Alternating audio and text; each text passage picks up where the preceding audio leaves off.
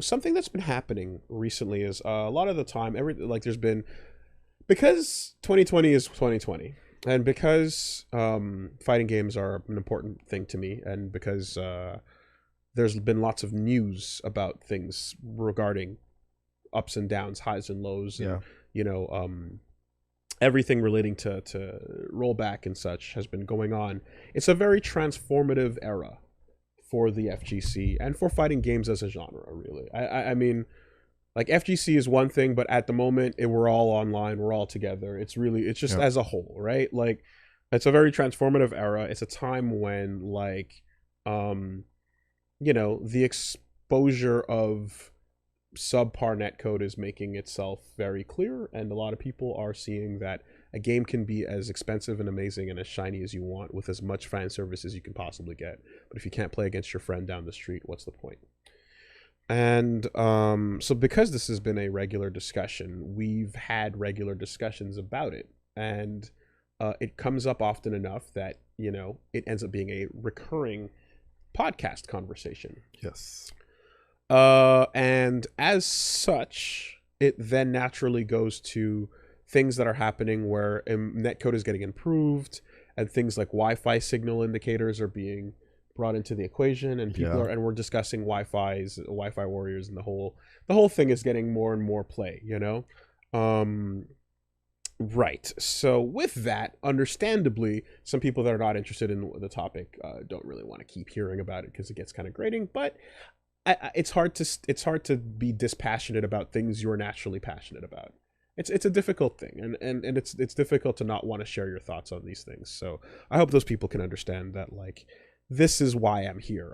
I'm here because I'm passionate about topics, and this is one that I it's a genre that I fucking have based my life around. So if I'm living through a year where things are going to change, and you hear me talk about the same thing a couple times as it's in the transformative process, I'm sorry if that gets a little bit grating and repetitive, but it really is that important to me, and I absolutely understand and encourage you to skip forward or check out if that's where you're at. I got someone was like, "Hey, I haven't listened in months because I got tired of that," and I'm like, "That's okay. I get it. So be it." Now, with that comes the things we've been seeing about, like, people on Wi-Fi that are, like, getting mad about not being able to get matches against people who can see the indicator. Yeah. And then we started talking about people who are also on Wi-Fi dodging people with matches on Wi-Fi. So then you're like, Wi-Fi players don't want to play against Wi-Fi players, right? That started becoming a thing with Tekken, especially recently. So it's like, that gives you an insight into the mentality of someone who essentially really just doesn't, like, they will complain about, like, not getting matched with, but then they will do the same, Very interesting. when they don't want to have the quality thing, right? There are real discussions about the nature of people who have trouble getting a wired connection. They're not a common thing. In many cases, it's just a matter. In many cases, it's a matter of someone who can but does not want to. Right. In many cases, there's alternatives that can be explored where, say, someone can perhaps get a power line adapter. It might not work it doesn't work better for everybody, but it does work better for a lot of people. And deal with something such as, like, I'm in an apartment where we're all sharing the Wi-Fi, and it's upstairs through a wall in a corner that I have no access to. I'm barely getting it through my walls, and this is how I'm playing, right? Not optimal situation, but that's what they're describing. It's on the fringe, but it is a part of the equation, and these are people that are still, like, a part of the discussion. So with that, this is a lot of preamble, but it is to say, like, someone sent me a message just before we started, actually, on Twitter, and I thought it was pretty interesting, and I wanted to talk about it with you and see what you thought about this, because I've given a lot of my take on what's going on, in fighting games with the state of Wi-Fi and the state of rollback, right? Of course, by getting more games to support rollback, you can support players with worse connections. Yes. So this is overall a win-win-win-win-win, Japan is finally waking up to that with their games. A lot of Western-made games, obviously, are still doing wonderfully. So, yes, the person said, Hey, Wooly, I'm not going to defend Wi-Fi warriors on fighting games. I rarely play fighting games per se, but I was wondering if you've considered that having the ability to choose where your gaming setup is vis-a-vis the router assumes you have ownership control of the space. Every argument you make outside of the device that routes it through the electrical wires, good solution overall, operates on that assumption, while kids and people like me are so poor that they have to live with their folks through adulthood, don't always have that control. This, combined with the general argument around trying to make fighting games more accessible to a wider audience, makes me, and probably other people looking in from the outside to the fandom, feel inconsequential to the change you want to fight for in the genre. If you have no interest in accommodating people with that lower level of investment in the scene, then you cede any right to complain about your scene being small. In my opinion, the major separation between fighting games and other online games, popularity-wise, is down to no way to learn skills outside of being a noob crushed and grinding. Not many games have single player that teaches you exactly none of the relevant skills to multiplayer. Not many genres are consider a hard separation between casual play and practice that effectively locks online play to people who have that practice. Also, strict timing windows are always going to be a barrier for some people just because brains be like that. I can see why fighting games don't want to cede a rich culture and complex, enjoyable effort and reward loop to the slathering maw of growth and casualization. Just like, don't act like everyone who has a different take is the same as the scrubs with terrible takes. Every once in a while, elevate voices from people who don't like fighting games, who will tell you why in a more complicated and nuanced way than the whining idiots. Then there can be discussion about what could bring in more people from the perspective of who you could get. Like right now. What do you think? There was a lot of things being said there. Absolutely. Could you go from the beginning in the main lines? Sure thing. So I know that like some people in summarizing, because there was a lot of things said. Yeah, a lot of topics said. So the first topic is not everyone has the ability to control their setup, so accessibility. And not everybody has the accessibility and control to like if they're in a situation where they're like living with their parents, kids, and adults that don't have access to the router, don't always have the ability to get wired up. You have to understand that like if you can't and you're actually unable to have a proper setup, which is, I think it's fair to say, it's easy to set up. But in the case that you can't get it to work, you are under par. It is what it is. You just have to get to the level where everybody can enjoy the game. And to say that you're being gate-kept or whatever because you don't have the capacity to reach that bar, it's not a good, valid answer for me, because this is a quality of life that everybody wants to reach. And if you're not trying to just, like, you need a badminton racket to play badminton. You could show up with a tennis racket, but what the hell? You're not helping like anyone or yourself by doing that. Okay. And you're not playing the game the right way. It's a weird tangent, but you need to reach that level, that barrier at least. It's not a tangent at all. It's completely on topic. All right. So keep going. Well, in terms of that, I'll interject as well. I think that there are realities to what's possible given the nature of how a game works and what conditions need to be met, right? As you just said, the bar. There was a time when a lot of people, and there's a lot of people that still believe that you must have an arcade stick to play a fighting game, right? That's a widely held belief, mainly because arcade machines looked like that, and that's kind of how it was. So if you didn't spend time popping the quarters in, when were you going to get access to it? Because you weren't going to go buy a super expensive controller, right? Not many people were, so that became a prohibitive thing. But that's changed. It's not at all part of the equation anymore. You can easily play on controller. Play whatever you want. If you want to play with a Ridge Racer wheel, go at it. It works. What I think, though, when it comes to that, is that a lot of games do have the benefit of being able to work in less stringent networking conditions. And there are people that are, while it is rare compared to most, there are people who validly do not have control over their setup in such a way where they can get wired, where they can get access to an Ethernet cable, or let's say they cannot afford a power line adapter, and let's say they're playing on a console that doesn't necessarily belong to them. Yeah, if right? you're in an apartment building and it's shared Wi-Fi, like you mentioned at You're the doing beginning, the best with you what you can't can, connect but you yourself. can improve the situation, right? Okay, so this is the thing. It's not just a matter of this is where it's like, okay, straw man down, right? The person who just doesn't want to bother going and getting the cable, if they don't want to, if they have the ability to get it, if they have the purchasing power to make that decision and they don't want to do it, then that's the people that's who I'm going to make fun of. Someone who's on Wi-Fi, who doesn't want to play with other people on Wi-Fi, who's making ridiculous arguments about being ostracized, is absolutely going to get made fun of, right?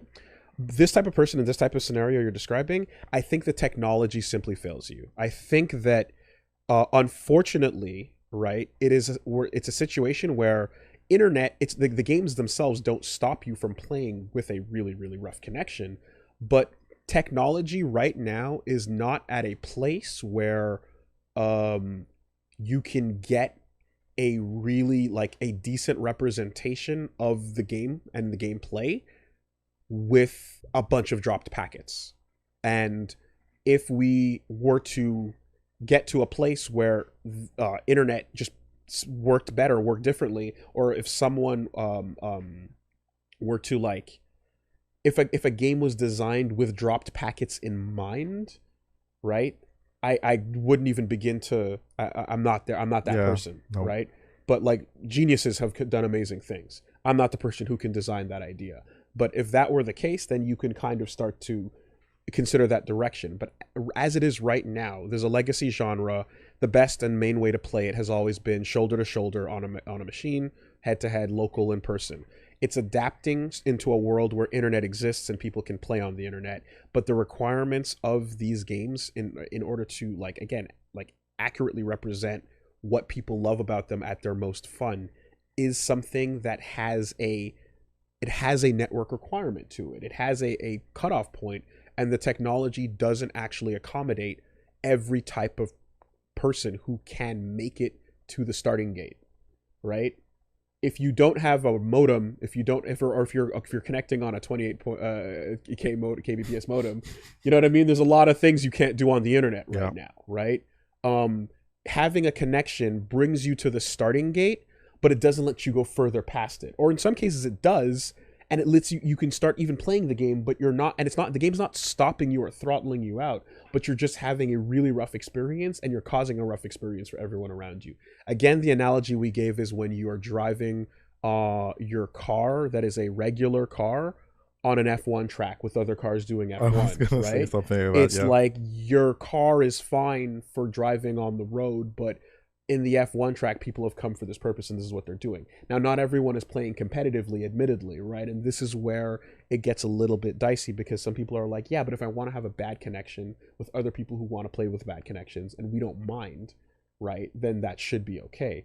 And I agree with that, but I think that people have no clear way of knowing whether or not you are of that mentality, or whether you're of the mentality of someone attempting to recreate a local experience.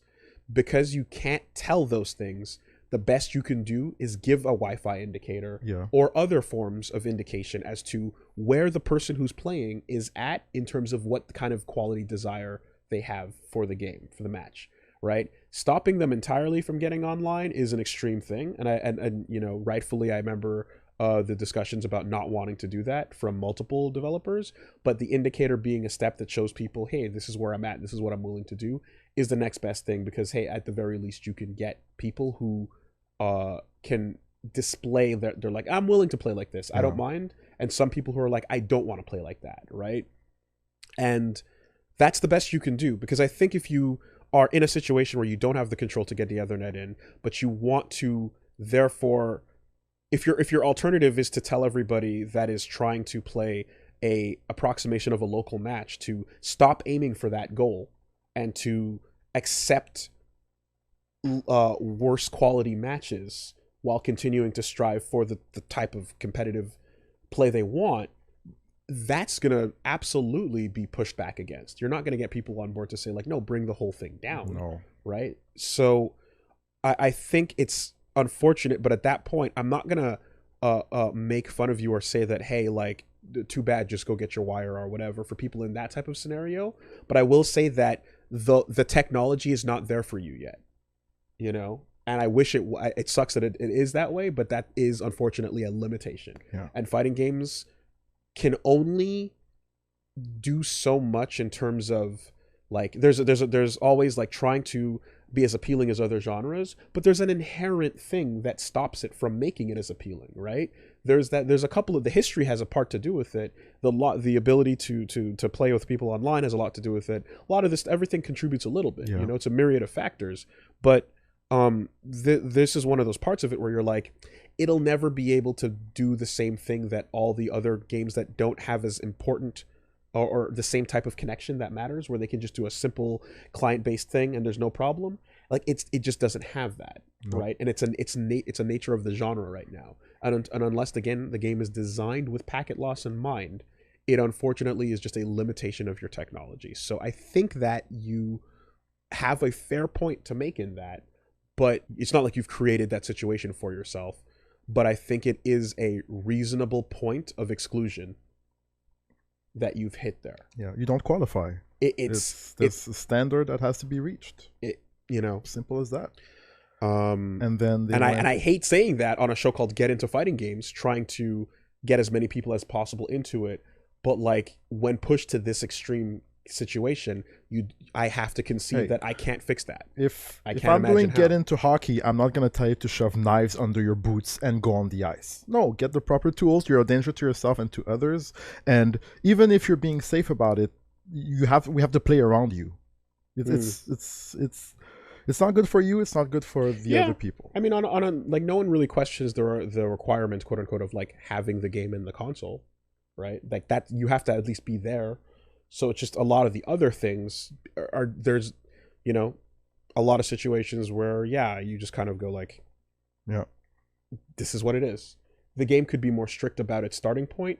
I don't think it should be. But if it simply indicates, that's the most passive way of letting people know. Let the people decide on their own what kind of match you want to have. Yeah. I think that's a reasonable take. But it's very funny to have people on Wi-Fi not wanting to play with people on Wi-Fi. This is a very particular mindset that I don't understand. It is interesting because like when we say like red bars go home and like all that type of stuff, it's like that's something that's telling about the type of person, you know? And like, again, not everybody can't fix their situation, but there's a lot of people that just don't want to, you know? And then they went on to the mechanics. And then they went on to the mechanical part about how the games that don't necessarily provide you with a way to learn skills outside of being noob crushed and grinding, and not many games that have a single player experience that teaches you exactly none of the relevant skills to multiplayer. I have to agree that compared to other genres, not only like do tutorials and all the modes that teach you how to play fighting games, they're lacking. Yep. And they don't teach the philosophy behind fighting games. You can't just like go in and push buttons. You have to think. Sometimes doing nothing is the best action. But there's no tutorial that's going to tell you, hey, block, wait for your opportunity. It's very vague for somebody that's new to the genre. Yeah. And there's no it's very rare to have a mode that organically and naturally teaches that to the new players. It's getting better.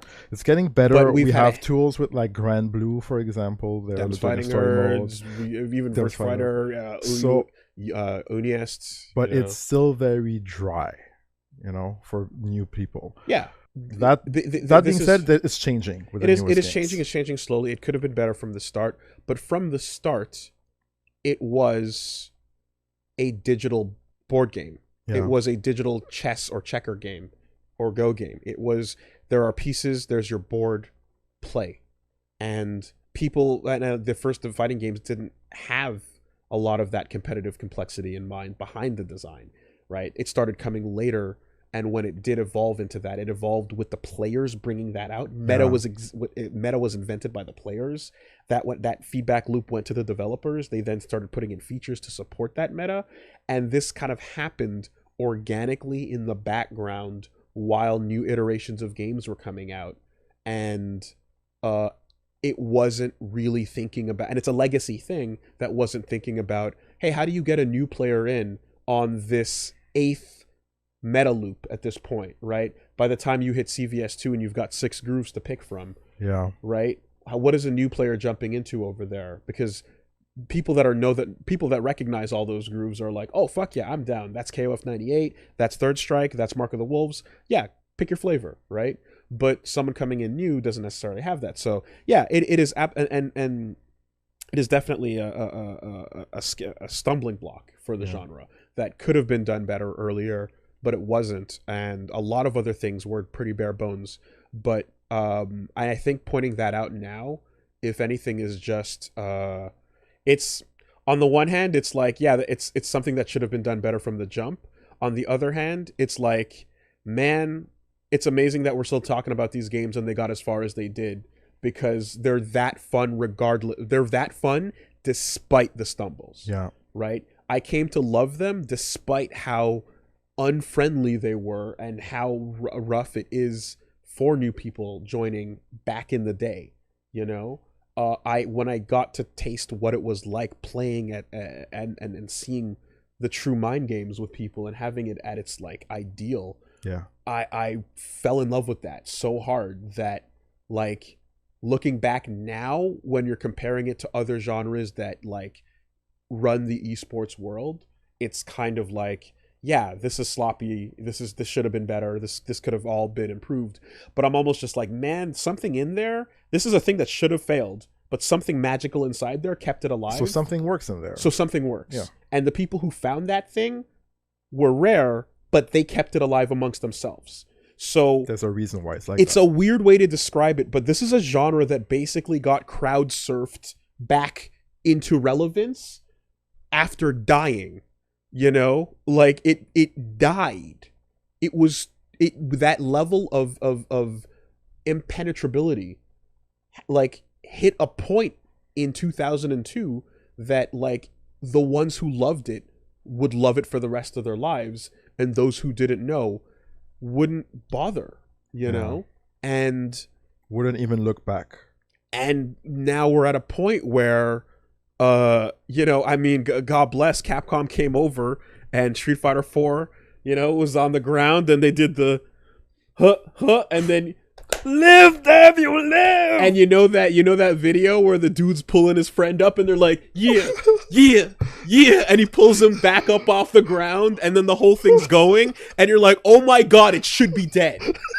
It should be dead. How is this alive? Right? The amount of and you see the amount of love and detail they put into shit like Mark of the Wolves and Third Strike, where it's just like, this is glorious art, and Last Blade, and it's like, that's so much work for something that, oh, like, people, it's such a weird thing. It should be dead, right? And all these bad decisions, all these bad turns, but people just fucking carried it, you know? And now it's here, and now it's like, it's getting like, and people invented rollback, and there's tournaments, and there's communities, and there's all these things that like life supported its way back into something that shouldn't be among, like, fucking StarCraft being the national sport of Korea, and just FPSs being like multi-million-dollar teams. Yeah. Working, you know, around the clock for their full-time jobs that are playing these games. Like, this thing now somehow gets brought next to the conversation just because that's how fun the core idea is, despite everything else failing about it.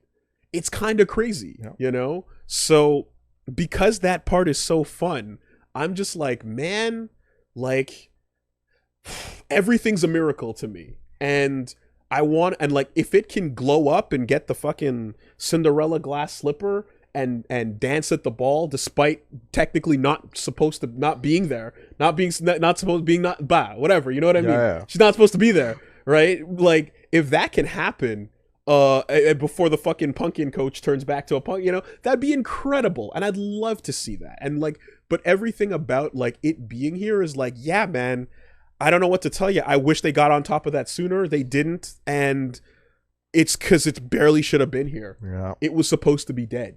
You know, it's not to make an excuse. It's just to say that like, other genres have disappeared into the night, and this could have been one of them.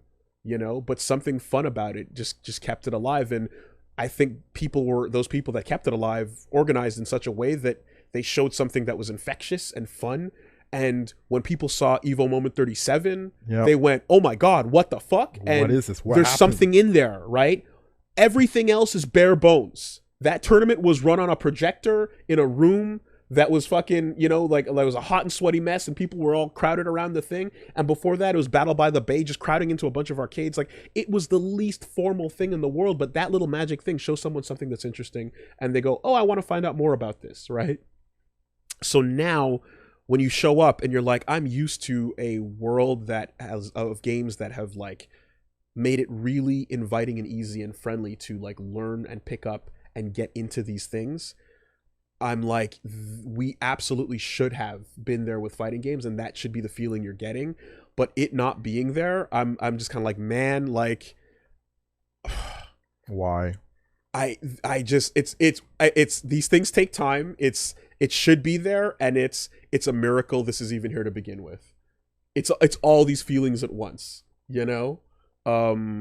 So like, but I can say definitively that now that we're 10 years from 2000 11 years from '09 when fighting games came back, we're a decade later.